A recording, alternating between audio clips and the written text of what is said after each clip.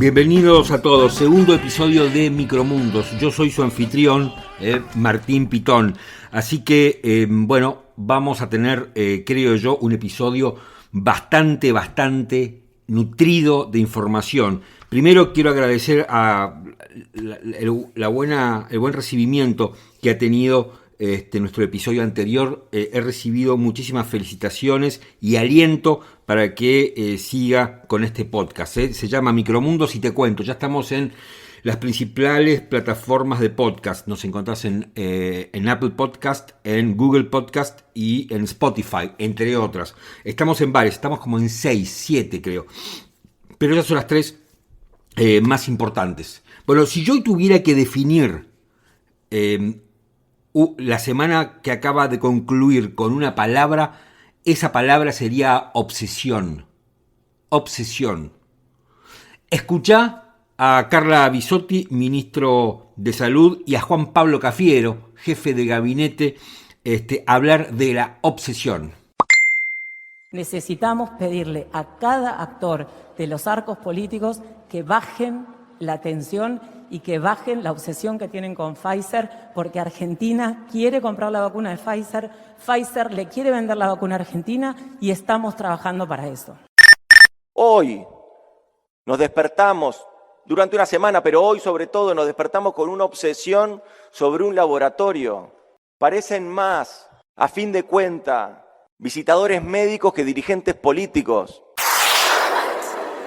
Bueno, estamos hablando de obsesiones, el gobierno habla de obsesiones y la Real Academia Española define a la palabra obsesión con 2 significados. 1, perturbación anímica producida por una idea fija, y 2, idea fija o recurrente que condiciona una determinada actitud, ¿no?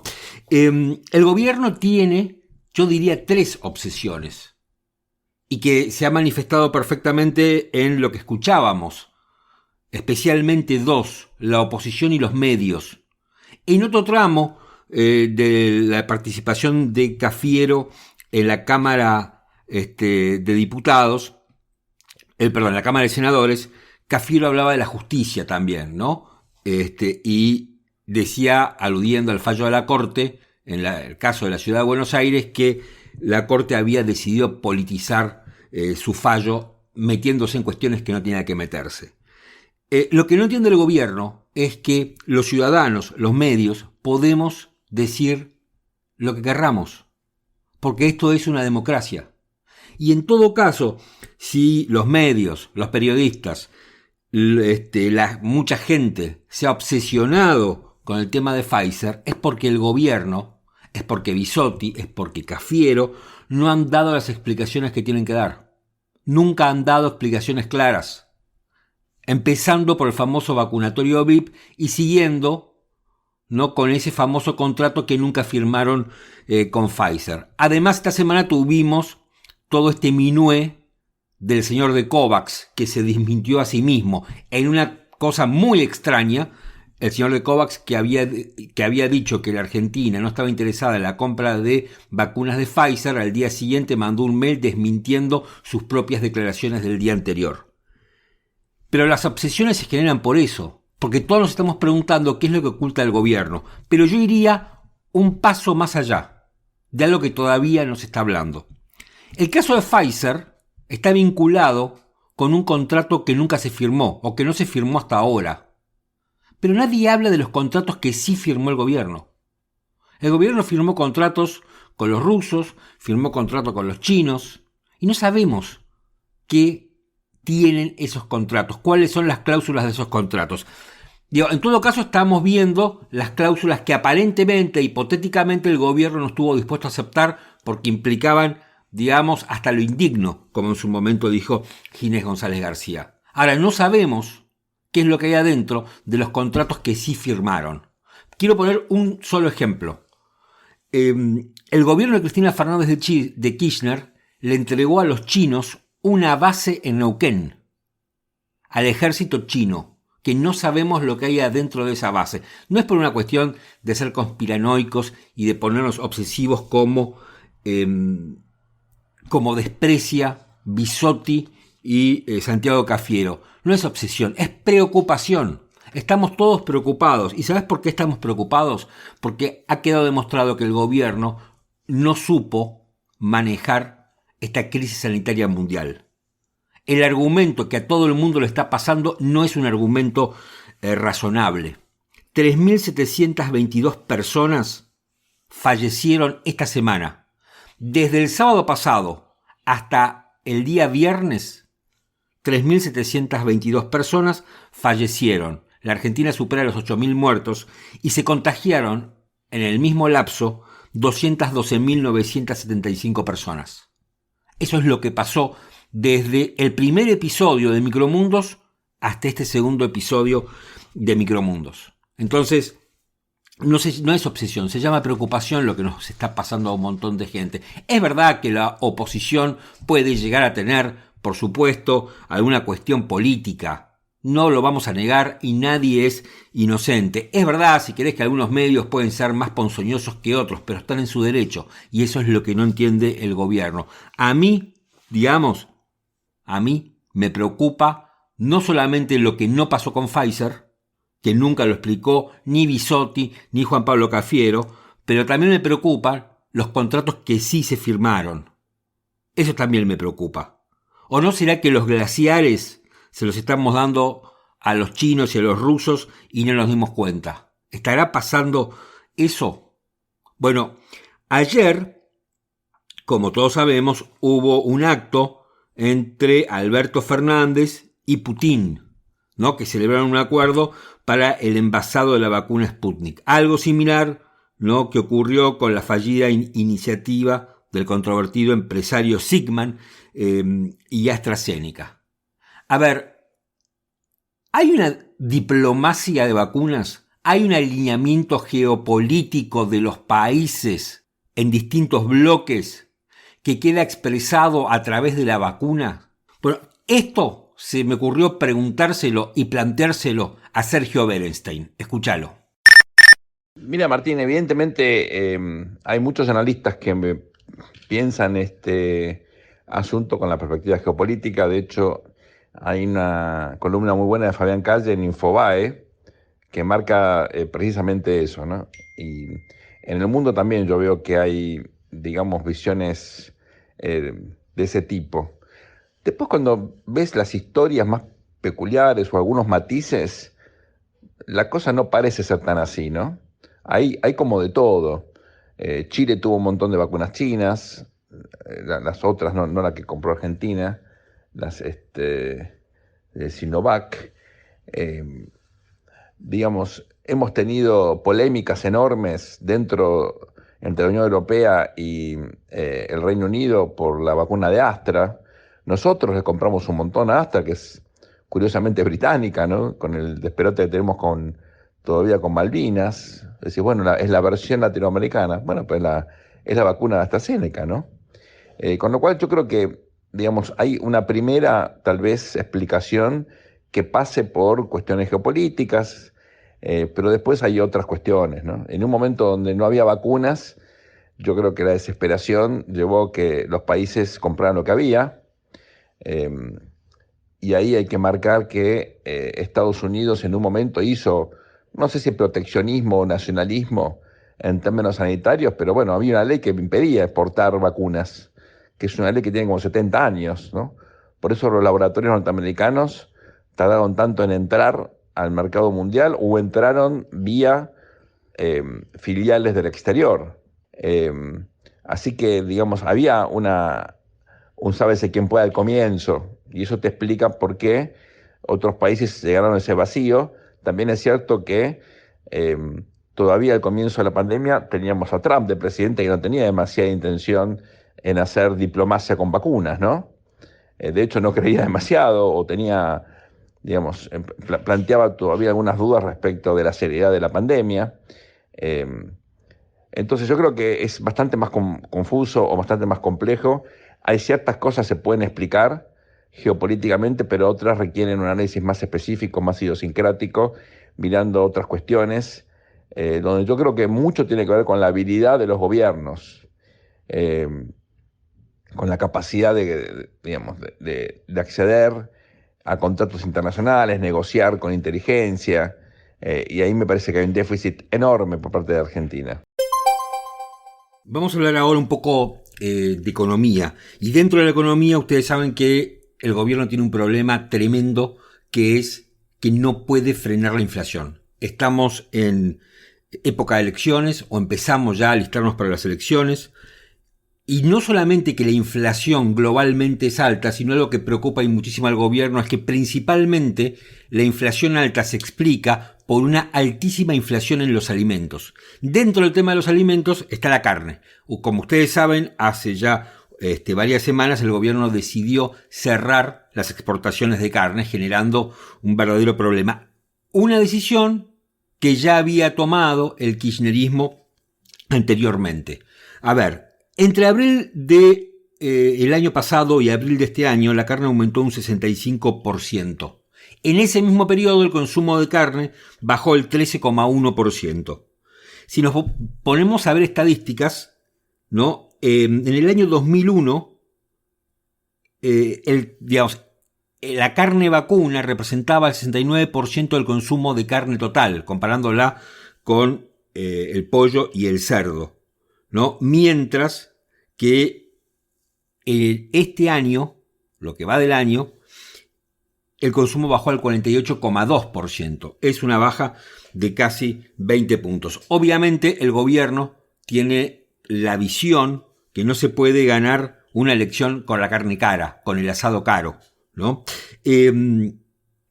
Para el gobierno, básicamente, el aumento del precio de la carne no se explica por el aumento de costos internos, por la inflación del resto de los precios, sino que básicamente se explica por la presión en las exportaciones, y por esa razón decide cerrar las exportaciones, digamos, haciendo que la Argentina retroceda en un mercado mundial que había salido a conquistarlo. Ricardo Bursaile fue ministro de Agroindustria del gobierno de Mauricio Macri y en la actualidad es diputado nacional por la provincia de Formosa. Tuve oportunidad de entrevistarlo justamente sobre este tema, sobre el tema del cierre de las exportaciones de carne, y este era mi diálogo con él. ¿Cuál fue el balance de la vez anterior en que el gobierno cerró las exportaciones de carne? En el año 2006, Néstor Kirchner decide abruptamente interrumpir las exportaciones de carne, justamente en el momento que se celebraba el Mundial de Alemania, que era nuestro principal cliente comprador en Europa, ¿no? En ese momento Argentina tenía 60 millones de cabezas y Néstor Kirchner, con una exportación del 25% del total de la producción, 75% iba al consumo interno, decide interrumpir las exportaciones de carne. ¿Cuál fue el saldo de eso? En el año 2011, de 60 millones de cabezas que había en el año 2006, caímos a 48 millones de cabezas y se perdieron mercados internacionales de casi 1.700 millones de dólares, con 650.000 toneladas que se exportaban en ese momento. Caímos cuando asumimos en Cambiemos, a 199.000 toneladas, a algo más de 650 millones de dólares de exportaciones. Es decir, el mundo no nos vio como proveedores confiables. Desde el punto de vista ganadero fue muy malo. Desde el punto de vista de la industria frigorífica se perdieron 140 plantas y más de 15.000 puestos de trabajo.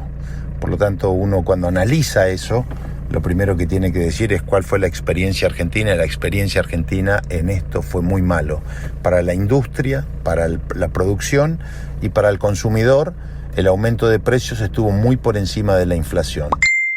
Ahora bien, ¿a quién afecta esta medida particularmente? A todos los criadores, a los productores tamberos, porque vendían su vaca descarte, la vaca Holando descarte, le ponían unos kilos, mejoraban y es una vaca conserva que el mercado interno no consume y que iba a China.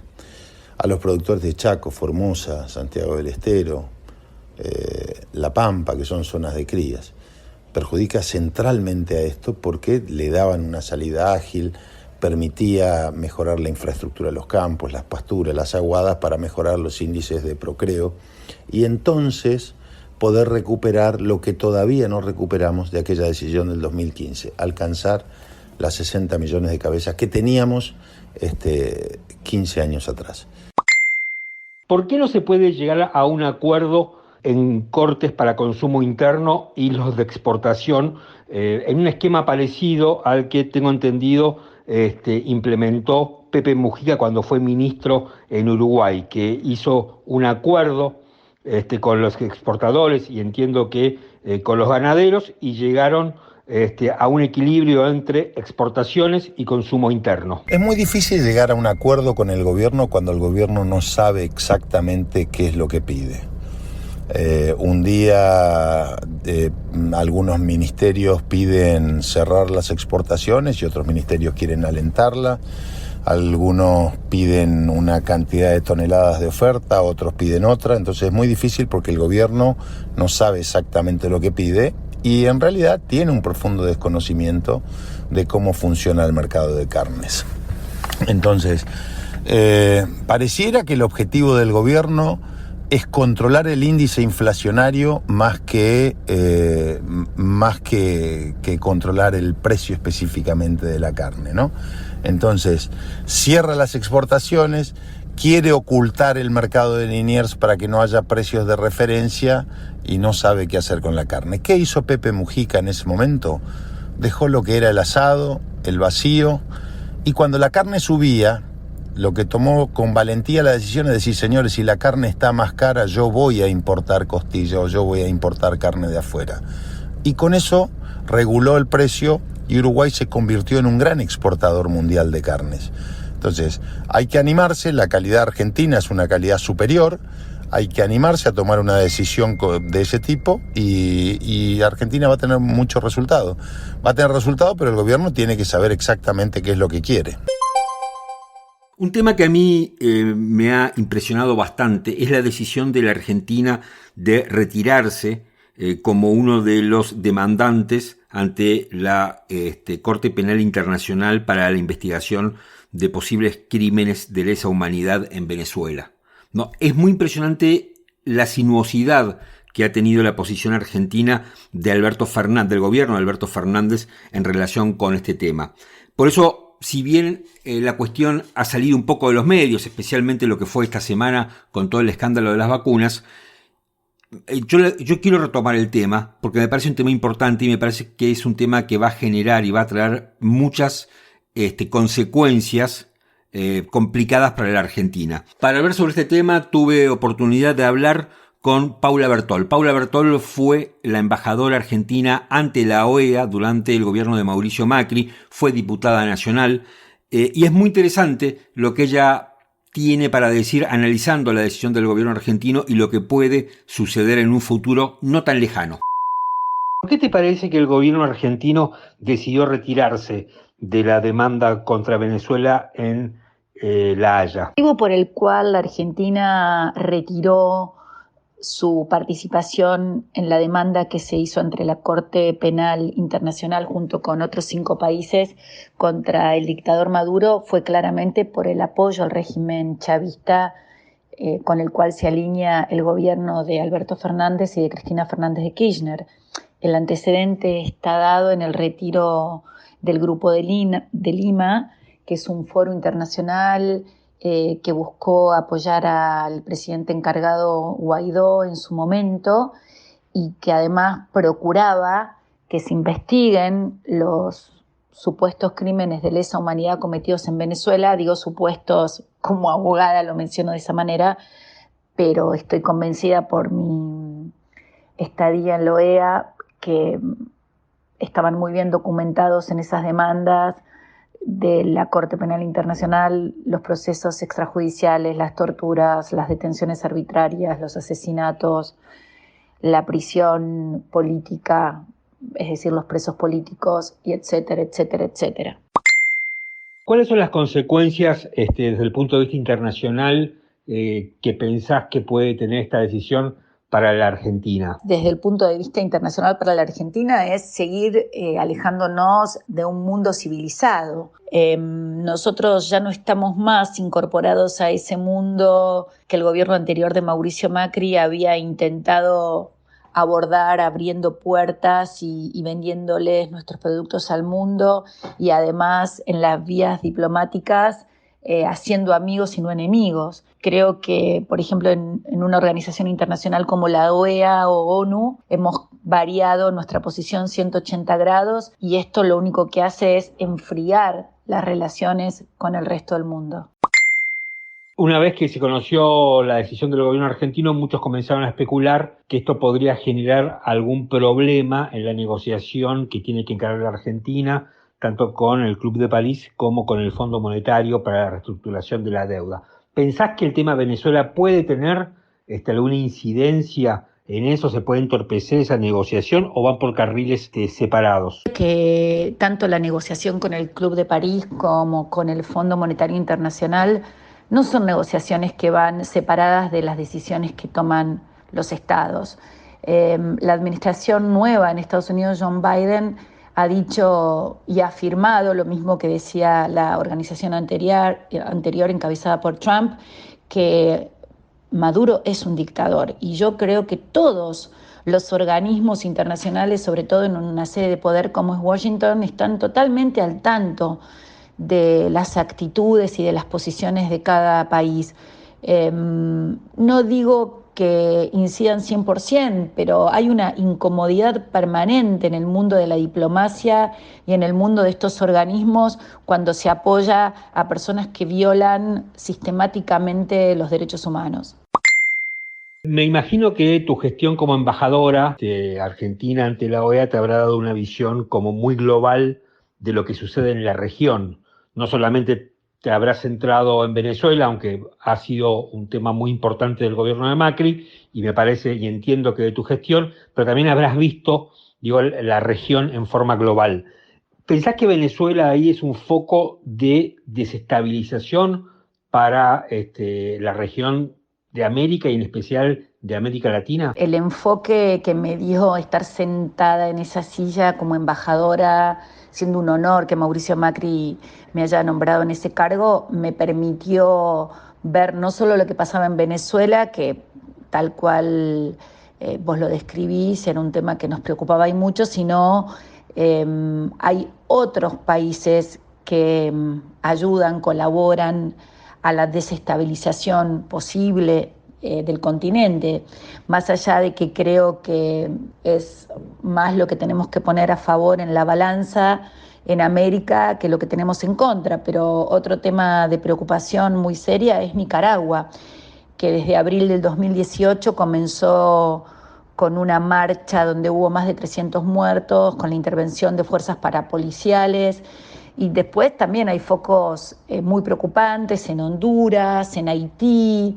También quisiera rescatar que se trabaja mucho por la pacificación en Colombia.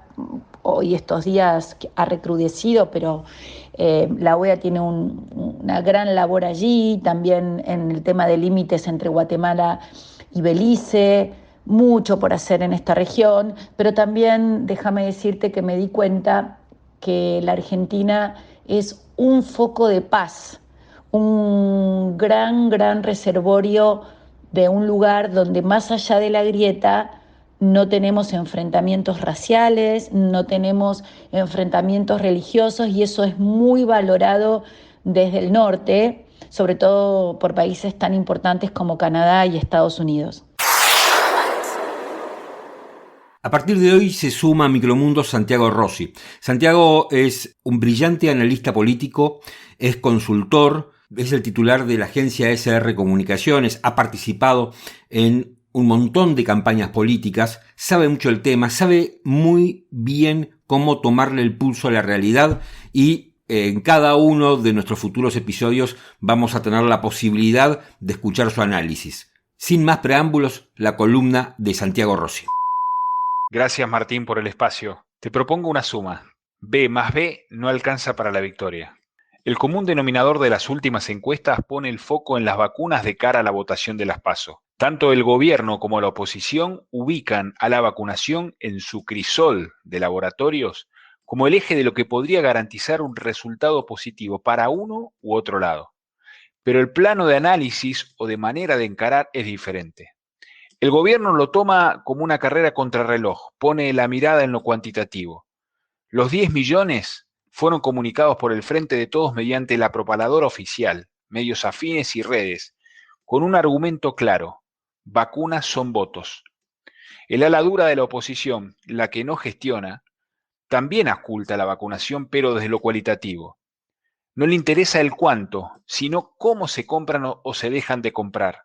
Pone la lupa y puso la lupa en el caso Pfizer, que la magnitud y el impacto que tuvo en la opinión pública obligó al Congreso a convocar a los laboratorios para que den cuenta del modus operandi.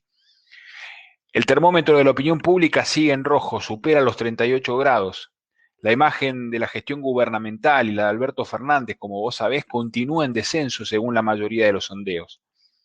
El combo se completa con una fuerte caída de las expectativas de la gente. Como relatan en la mesa de un bar, al aire libre por supuesto, pareciera ser que la única curva que se aplana por la pandemia es la imagen del gobierno. Parafraseando y casi como un déjà vu del albertismo, con Cristina no alcanza, pero sin ella no se puede. La vacuna es necesaria desde el punto de vista electoral, pero no suficiente para dar pelea. No son ni fueron las denuncias de corrupción de un gobierno o cómo surfeaste la pandemia. Es la economía lo que va a marcar el voto de la sociedad.